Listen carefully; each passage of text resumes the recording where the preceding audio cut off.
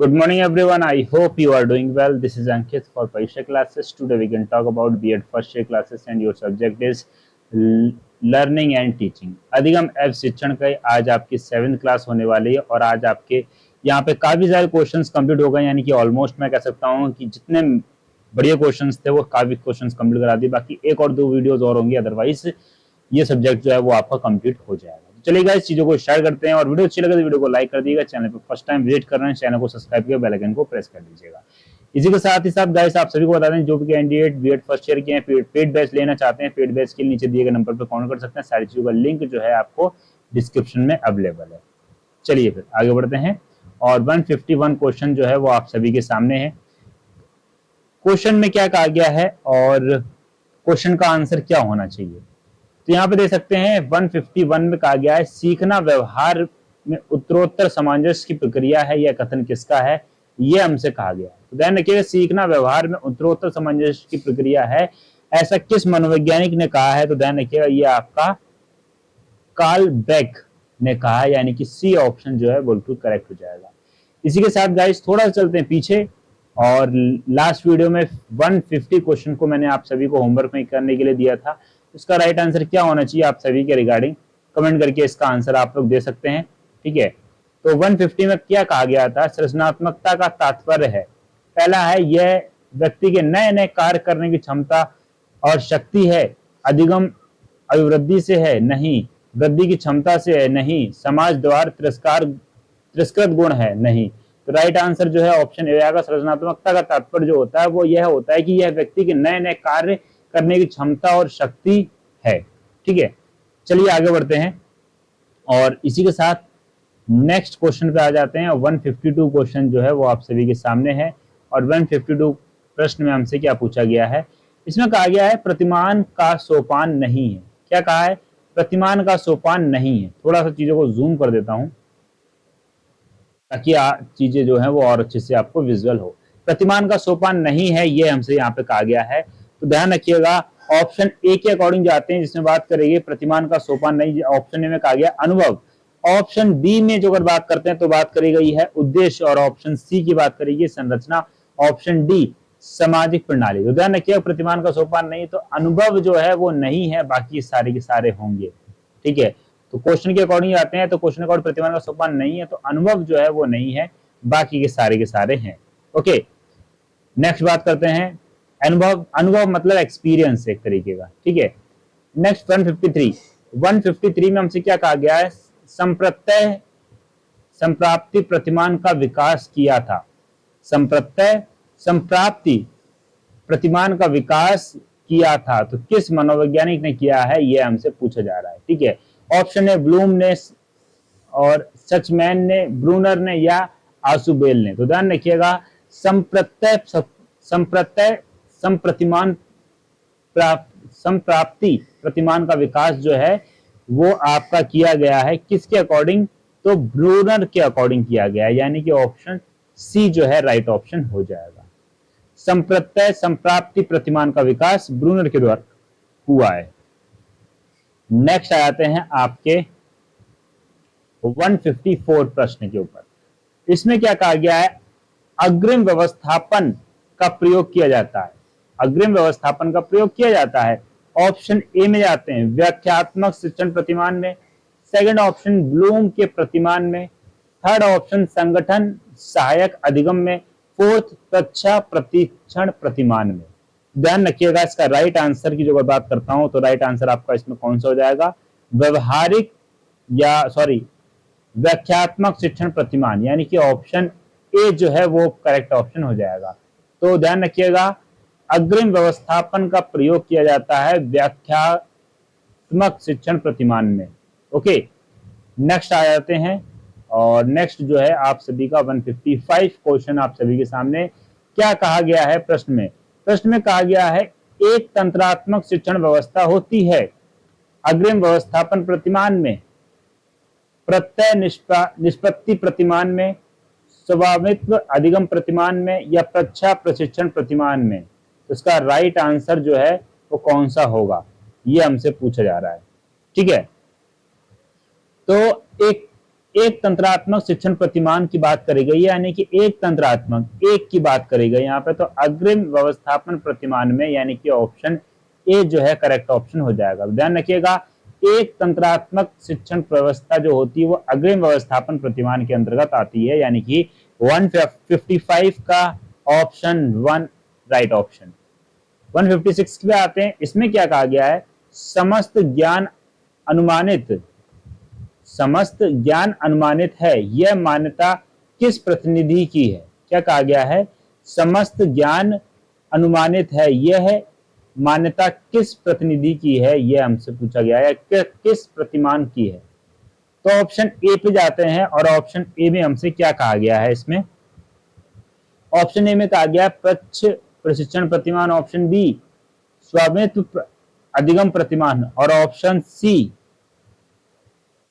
प्रत्यय निष्पत्ति प्रतिमान, option D स्वामित्व अधिगम प्रतिमान और ऑप्शन डी अग्रिम व्यवस्थापन प्रतिमान। तो इसमें तो इन्होंने काफी सारे ऑप्शन दे दिए, इसको आप ई ऑप्शन कर लीजिएगा। ठीक है, तो इसका राइट आंसर की जो अगर बात करता हूं तो वो आपका कौन सा आएगा, प्रच्छा शिक्षण प्रतिमान, यानी कि ऑप्शन ए जो है वो बिल्कुल करेक्ट ऑप्शन यहाँ पे हो जाएगा। ठीक है, तो समस्त ज्ञान अनुमानित है, यह मान्यता किस प्रतिमान की है, तो प्रच्छा प्रशिक्षण प्रतिमान की है, यानी कि ऑप्शन ए करेक्ट हो जाएगा। ओके, नेक्स्ट आते हैं 157 और 157 में क्या कहा गया है, व्यक्तिगत विभिन्नता या व्यक्तिगत भिन्नताओं को सर्वाधिक महत्व दिया जाता है। तो व्यक्तिगत विभिन्नताओं को सर्वाधिक महत्व दिया जाता है किस किस चीज में। ऑप्शन ए की बात करते हैं, इसमें कहा गया स्वामित्व अधिगम प्रतिमान, ऑप्शन बी प्रत्यय निष्पत्ति प्रतिमान, ऑप्शन सी अग्रिम व्यवस्थापन प्रतिमान, ऑप्शन डी प्रच्छ प्रशिक्षण प्रतिमान। तो व्यक्तिगत विभिन्नताओं को सर्वाधिक महत्व दिया जाता है, तो यह आपका किसके अकॉर्डिंग, तो ये ध्यान रखिएगा अग्रिम व्यवस्थापन प्रतिमान के अंतर्गत दिया जाता है, यानी कि ऑप्शन सी जो है करेक्ट ऑप्शन यहाँ पे आपका हो जाएगा। यही क्वेश्चन थोड़ा सा घुमा के पूछा गया था ऑप्शन 156 में। इसमें कहा गया समस्त ज्ञान अनुमानित है, तो प्रच्छ प्रशिक्षण प्रतिमान में। ठीक है, उससे पहले 55 में कहा गया एक तंत्रात्मक शिक्षण व्यवस्था होती है अग्रिम व्यवस्था प्रतिमान में। अभी देखिएगा इसमें क्या कहा गया, व्यक्तिगत विभिन्नता को सर्वाधिक महत्व दिया जाता है, तो अग्रिम व्यवस्था प्रतिमान में। ठीक है, ध्यान रखिएगा पहला वाला 155 और 157 दोनों सेम क्वेश्चन ही है, थोड़ा सा बस क्वेश्चन को घुमाया गया है बस। ठीक है, आगे बात करते हैं 158 प्रच्छा प्रतिमान उपयोगी, प्रच्छा प्रतिमान उपयोगी। ठीक है, ऑप्शन ए खोजपूर्ण प्रश्न पूछने की योग्यता के विश्वास में, वैज्ञानिक विषयों के अध्ययन में, प्रतिदिन की समस्याओं के समाधान में, या उपयुक्त सभी। तो प्रच्छा प्रतिमान उपयोगी है, तो प्रच्छा प्रतिमान उपयोगी किस लिए है, तो खोजपूर्ण प्रश्न पूछने की योग्यता के विकास में, वैज्ञानिक विषयों के अध्ययन में भी और प्रतिदिन की समस्याओं को समाधान में भी। तो ऑप्शन डी करेक्ट हो जाएगा, यानी कि उपयुक्त सभी। सारे के सारे ऑप्शन जो है आपके प्रच्छा प्रतिमान उपयोगी के हैं। ओके, इसी के साथ 159 इसमें क्या कहा गया है, आगमन शिक्षण प्रतिमान के प्रवर्तक हैं। किसके, आगमन शिक्षण प्रतिमान के प्रवर्तक कौन है, यह हमसे पूछा जा रहा है। ऑप्शन ए जैसिट, option B Hilda Taba, option C Turner, option D Bloom. तो ध्यान रखिएगा आगमन शिक्षण प्रतिमान के प्रवर्तक हैं, तो ये आपका हिल्दा तांबा, यानी कि ऑप्शन बी जो है करेक्ट हो जाएगा। आगमन शिक्षण के प्रतिमान प्रवर्तक हिल्दा तांबा।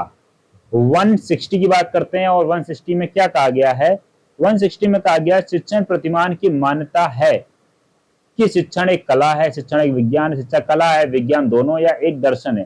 तो ध्यान रखिएगा इसका राइट आंसर जो है वो आपका कौन सा हो जाएगा, कला एवं विज्ञान दोनों है। ठीक है, यानी कि सी ऑप्शन बिल्कुल करेक्ट रहेगा। तो शिक्षण प्रतिमान की मान्यता है कि शिक्षण जो है वो आपकी कला भी है और विज्ञान भी है।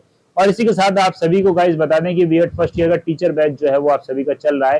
टीचर बैच ज्वाइन करने के लिए नीचे दिए गए नंबर पर कॉन्टेक्ट कर सकते हैं। सारी चीजें जो है आप सभी के सामने विजुअल है यहाँ पे। ठीक है, और टीचर बैच में काफी सारी चीजें कह सकता हूँ, इस बैच में संपूर्ण निचोड़ रखा गया है आपका, या जिन्होंने अभी तक कुछ नहीं पढ़ा है, जो लोग अपनी परसेंटेज इंक्रीज करना चाहते हैं, अच्छी खासी परसेंटेज बनाना चाहते हैं, वो इस बैच को ज्वाइन कर सकते हैं। ठीक है, इस बैच को ज्वाइन करने के लिए नीचे दिए गए नंबर पे कॉन्टेक्ट कर सकते हैं। बाकी सारी चीजें आपको टेक्निकल टीम बता देगी। टीचर के बारे में थोड़ा बता देता हूँ कि एक्चुअली में इसमें है क्या है। तो सारी क्लासेस मिल जाएंगे, सारे के सारे PDF notes, recorded videos, doubt session, previous year question, ये सारी की सारी चीजें मिलेंगी। साथ ही साथ आपको इसमें आरआर रैपिड रिवीजन सीरीज मिल जाएगी। रैपिड रिवीजन सीरीज में वो क्वेश्चंस को इंक्लूड करते हैं जो आपके एग्जाम पॉइंट ऑफ व्यू से काफी इंपॉर्टेंट होते रह सकते हैं, एग्जाम में फंसने की पॉसिबिलिटीज एज इट इज होती है। ठीक है, लास्ट ईयर काफी बढ़िया रेस्पॉन्स रहा है, 50 to 60% तक क्वेश्चन एज इट इज फंसे थे।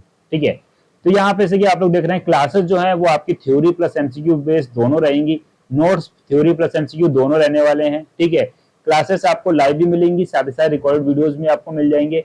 आपके डाउट सेशन बाकी पर्सनली होते हैं, जो भी आपका डाउट्स है व्हाट्सएप पे डाउट अपना क्लियर करिए। बाकी जो अगर कोई और डाउट आता है तो बाकायदा कॉल करके ही सारे के सारे डाउट्स क्लियर कर सकते हैं।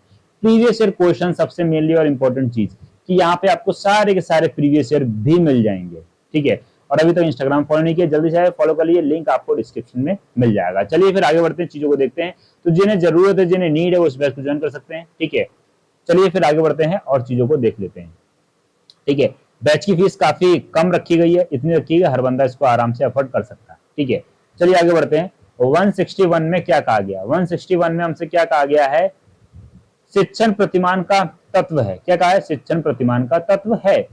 लक्ष्य, फोकस एवं संरचना यानी कि सिंटेक्स, क्या कहा गया है? शिक्षण प्रतिमान का तत्व है। ऑप्शन ए में कहा गया लक्ष्य है या संरचना यानी कि फोकस या सिंटेक्स है। ऑप्शन बी के बाद आते हैं, इसमें कहा गया सामाजिक प्रणाली, सोशल सिस्टम है, या मूल्यांकन प्रणाली या सपोर्ट सिस्टम है। Support system. ठीक है, थर्ड में ए और बी दोनों, फोर्थ में इनमें से कोई नहीं। शिक्षण प्रतिमान का तत्व जो है आपका, वो आपका ए और बी दोनों है, यानी कि इसमें लक्ष्य भी होता है आपका, ठीक है, संरचना भी होती है, मानसिक प्रणाली भी होती है, मूल्यांकन प्रणाली होती है, यानी कि ऑप्शन डी ए और बी दोनों करेक्ट हो जाएंगे। ठीक है, यानी कि इंग्लिश की बात करें तो फोकस, सिंटेक्स, सोशल सिस्टम और सपोर्ट सिस्टम, ये सारी की सारी चीजें आपको शिक्षण प्रतिमान का तत्व के अंतर्गत आती हैं। ओके, इसी के साथ आगे बढ़ते हैं और 162 क्वेश्चन, इसमें कहा गया शिक्षण अधिगम के मुख्य अंग कितने हैं? शिक्षण अधिगम के मुख्य अंग जो है वो कितने, यानी कि कितने पार्ट्स हैं, ये हमसे पूछा जा रहा है। तो ध्यान रखिएगा, इसके आपके टोटल 5 पार्ट्स हैं। कितने? 5 पार्ट। तो 5 किसमें? ऑप्शन सी में। शिक्षण अधिगम के मुख्य अंग कितने हैं? तो 5, यानी कि सी ऑप्शन राइट हो जाएगा। ओके, इसी के साथ 163 क्वेश्चन पे आ चुके हैं और इस प्रश्न में हमसे क्या पूछा गया है? प्रश्न में सिंपल सा हमसे पूछा गया बुद्धि परीक्षण की सामूहिक भाषा, बुद्धि परीक्षण की सामूहिक भाषा रहित प्रशिक्षण में निम्न में से कौन सा परीक्षण नहीं आता? कौन सा नहीं आता है यह पूछा गया है। ठीक है, ऑप्शन ए में कहा गया है टी आर शर्मा द्वारा प्रशिक्षण, तो यहां कहा गया कौन सा नहीं आता है। ओके, तो ये तो आता है टी आर शर्मा द्वारा प्रशिक्षण। ऑप्शन बी की बात करते हैं, रेवन को प्रोग्रेसिव मैट्रिक्स परीक्षण, ये भी आपका आता है। भाटिया का कार्य परीक्षण, परीक्षा परीक्षण, ये आपका नहीं आता है। काल्सनिक एव ड्रेवर का परीक्षण, तो ये भी आपका आता है। क्वेश्चन में हमसे पूछा गया बुद्धि परीक्षण की सामूहिक भाषा रहित परीक्षण में निम्न में कौन सा परीक्षण नहीं आता है? तो भैया इसमें डी ऑप्शन करेक्ट है, सी ऑप्शन करेक्ट हो जाएगा, क्योंकि ये परीक्षण नहीं आता, बाकी सारे के सारे आते हैं बुद्धि परीक्षण की सामूहिक भाषा रहित परीक्षण में। ठीक है, तो ऑप्शन सी जो है वो आपका करेक्ट ऑप्शन हो जाएगा। ठीक है, और इसी के साथ ही साथ आज का अंतिम प्रश्न, नहीं सेकंड लास्ट क्वेश्चन, इसमें क्या कहा गया है? प्रयोग, प्रयोग एक प्रथम महत्वपूर्ण सोपान है। ऑप्शन ए परिकल्पना निर्माण, ऑप्शन बी चारों का नियंत्रण, ऑप्शन सी प्रतिदर्श निर्धारण, ऑप्शन डी प्रायोगिक अभिकल्प। तो ध्यान रखिएगा, परिकल्पना निर्माण यानी कि ऑप्शन ए जो है आपका करेक्ट हो जाएगा। ठीक है, प्रयोग का प्रथम महत्वपूर्ण सोपान जो है आपका कौन सा हो जाता है? तो वो आपका हो जाता है ऑप्शन ए परिकल्पना निर्माण। ठीक है, चलिए आगे बढ़ते हैं और आज का लास्ट प्रश्न, इसमें क्या कहा गया है? लास्ट प्रश्न में हमसे क्या पूछा गया है? निम्नलिखित विधि में 4 प्रोजेक्ट, 4 निम्नलिखित, एक सेकेंड, निम्नांकित या निम्नलिखित कुछ भी कर सकते हैं। निम्नांकित विधि में एक व्यक्ति प्रयोज्य के बारे में सब कुछ का अध्ययन किया जाता है, तो यह किसके अंतर्गत आएगा? तो ध्यान रखिएगा, यह आपका व्यक्तिगत अध्ययन के अंतर्गत आता है। ठीक है, तो ध्यान रखिएगा, निम्नांकित विधि में से या विधि में एक व्यक्ति प्रयोज्य के बारे में सब कुछ अध्ययन किया जाता है, तो यह आपका व्यक्तिगत अध्ययन, यानी किसी व्यक्ति के बारे में सारी चीजें जानना। ठीक है, तो उसको प्रयोज्य कहते हैं। कई बार ये शब्द काफी इंपॉर्टेंट है, तो प्रयोज्य यानी व्यक्तिगत अध्ययन। ओके, तो उम्मीद करता हूँ आज की क्लास आप सभी को काफी अच्छी लगी होगी। अच्छी लगी हो तो वीडियो को लाइक कर दिएगा, साथ शेयर, और एक अपना पॉजिटिव कमेंट जरूर शेयर करिएगा, क्योंकि आपके पॉजिटिव कमेंट से हमें थोड़ा मोटिवेशन मिलता है।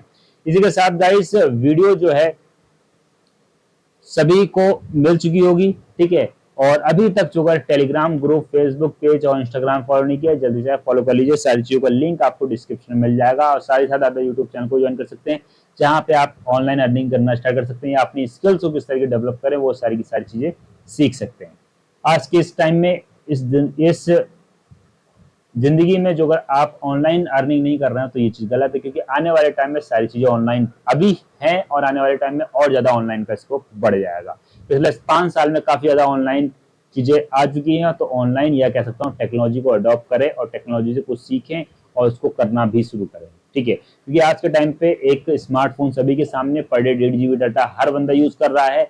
बाकी लैपटॉप जो अगर है देन ओके, देन अच्छी बात है। लैपटॉप नहीं है तो आप सिंपल से आप एक डिजिटल या एक एंड्रॉइड फोन से काफी अच्छा काम कर सकते हैं। ठीक है, चलिए फिर मिलते हैं गाइस नेक्स्ट वीडियो में, और तब तक के लिए thanks for watching, have a nice day.